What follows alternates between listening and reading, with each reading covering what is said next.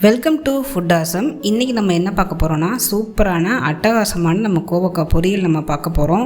இது எல்லாமே நார்மலாக நம்ம வீட்டில் செய்கிறது தான். இது கொஞ்சம் டிஃப்ரெண்ட்டாக இருக்கும். இது எப்படி செய்கிறது தான் இந்த வீடியோவில் நம்ம பார்க்க போகிறோம். அதுக்கு முன்னாடி எங்கள் சேனலை நீங்கள் மறக்காமல் சப்ஸ்கிரைப் பண்ணுங்கள். பக்கத்துக்கு நோட்டிஃபிகேஷன் பெல்லையும் கிளிக் பண்ணிக்கோங்க.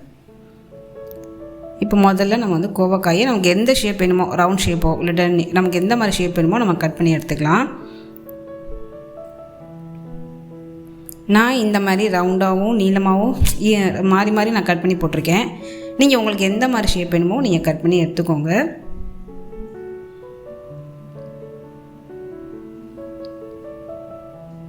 கோவக்காய் சூப்பராக இருக்கும். எல்லாத்துக்குமே ரொம்ப நல்லாயிருக்கும்.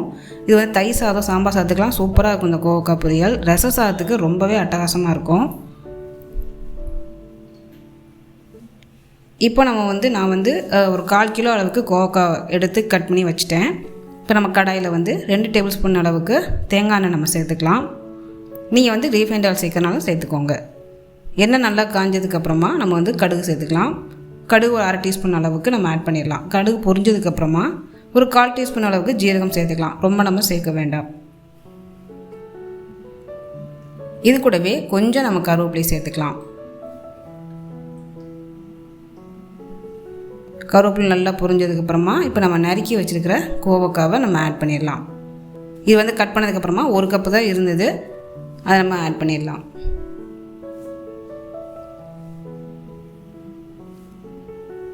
கோவக்காய் ஆட் பண்ணதுக்கப்புறமா நல்லா நம்ம மிக்ஸ் பண்ணி விட்டுடலாம்.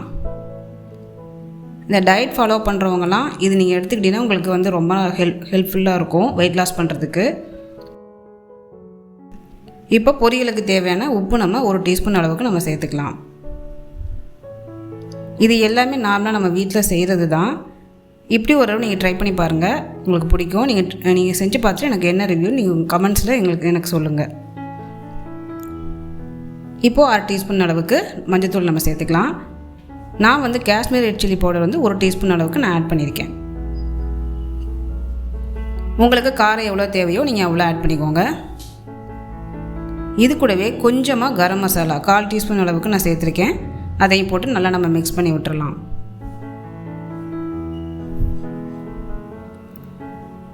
நல்லா மிக்ஸ் பண்ணியாச்சு. இப்போ மீடியம் ஃப்ளேமில் நம்ம ஒரு 10 மினிட்ஸ் நல்லா குக் பண்ணலாம். நல்லா குக் ஆயிடுச்சு. இந்த டைம் நீங்கள் கடலை மாவு இருக்கு இல்லையா, அது ஒரு 2 டீஸ்பூன் அளவுக்கு நீங்கள் ஆட் பண்ணிக்கோங்க. இந்த கடலை மாவு சேர்க்கும் போது உங்களுக்கு ஒரு நல்ல டேஸ்ட்டு கொடுக்கும். நல்லா அந்த மசாலா, அந்த காரம் எல்லாமே நல்லா பிளெண்ட் ஆகி சூப்பராக இருக்கும் உங்களுக்கு சாப்பிட்றதுக்கு.